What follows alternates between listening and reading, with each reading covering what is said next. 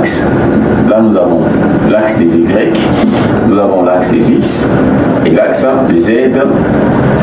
Et là, nous avons, je représente une force qui prend son point ici, son origine bien sûr, et jusque là, c'est la force F. Et le point, c'est le point A. La force prend son origine au point A, jusque là. Si nous voulons calculer l'équilibre d'un système, l'équilibre doit répondre à tous les axes. L'équilibre doit répondre à tous les axes. Donc, lorsque je dis tous les axes, je parle de toutes les directions de liaison de notre solide. Alors, je prends le premier axe, c'est l'axe, là ici je suis en espace. Un espace 3D, 3 dimensions. Donc, je suis dans Y, là je suis dans X, ici je suis dans Z. Alors, le X et le Y, le Z ont des vecteurs que nous appelons des vecteurs unitaires. Les vecteurs unitaires. Là, je crois très bien, il y a tout un chapitre en mathématiques, dans notre module mathématique, qui parle de vecteurs. Des vecteurs. Donc, si vous suivez ces chapitres, vous allez très bien vous ressaisir lorsque nous abordons ces mêmes chapitres, ces mêmes notions dans nos chapitres de l'existence des matériaux. Donc, nous avons des vecteurs unitaires. Vecteurs unitaires, nous avons le I. Dans Y, nous avons le J. Nous avons aussi le K. Ok. Alors, comment ressortir ces équations d'équilibre? Lorsque nous sommes en espace 3D, 3 dimensions, nous avons une force. Nous allons faire la somme de forces par rapport à chaque axe. Somme de forces appliquées par rapport à chaque axe. La force peut être dirigée dans la direction de Y. La force peut être dirigée dans la direction de X. C'est une force des X. Là, c'est une force de Y. C'est une force de Z. Une force de Z. Et là, toutes les forces qui sont dans la direction des Y font une équation. Lorsque j'ai dit toutes les forces, là nous avons des forces qui sont verticales, nous avons des forces qui sont horizontales par rapport à la direction X, horizontales aussi par rapport à la direction Z. Alors ici, j'écris toutes les forces des Y. La somme de toutes les forces des Y. Ici, j'ai la somme de toutes les forces des X. Et là, j'ai la somme de toutes les forces de Z. Toutes les forces. Voilà. Et en dehors de forces, vous allez voir que ici, je dégage 3 équations. 3 équations. Somme de Fx, somme de Fy et somme de Fz.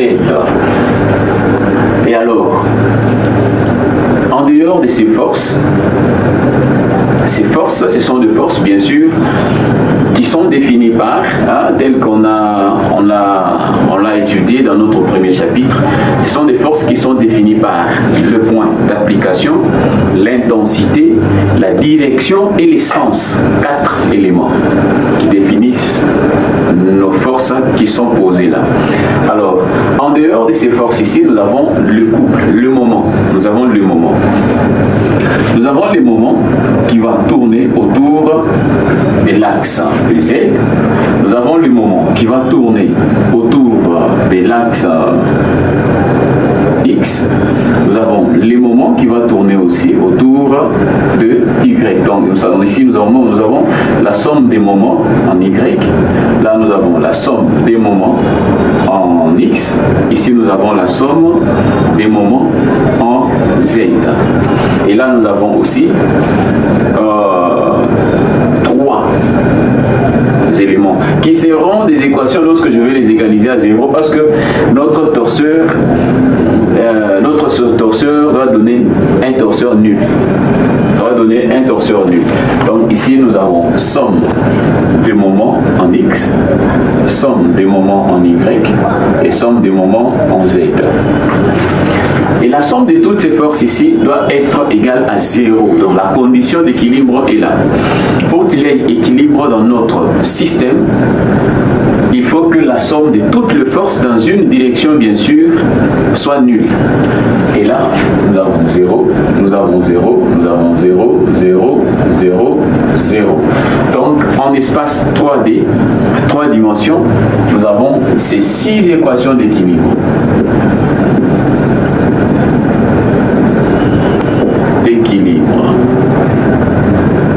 Statique.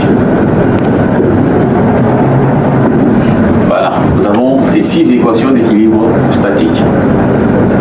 Et vous allez voir aussi, que vous allez remarquer que les torseurs dont on a représenté, les torseurs nuls, les torseurs 0 là, c'est l'ensemble de tout ceci représente un torseur, en un point bien sûr, en un point bien précis. Ici, nous sommes en 3 dimensions. Donc, 3 dimensions. Et lorsque nous serons en 2 dimensions, bon, ces systèmes, ces référentiels est en 3 dimensions, bien sûr. Mais je peux représenter aussi un référentiel en 2 dimensions. Et là, nous aurons ceci. Nous avons l'axe des X, par exemple, l'axe des Y, et l'axe des Z est là, mais il n'est pas représenté dans sa dimension. L'axe de Z est là, mais il n'est pas représenté par son axe. Son axe est perpendiculaire à ces 2 axes. Et vous allez voir que cet axe sera représenté par un point.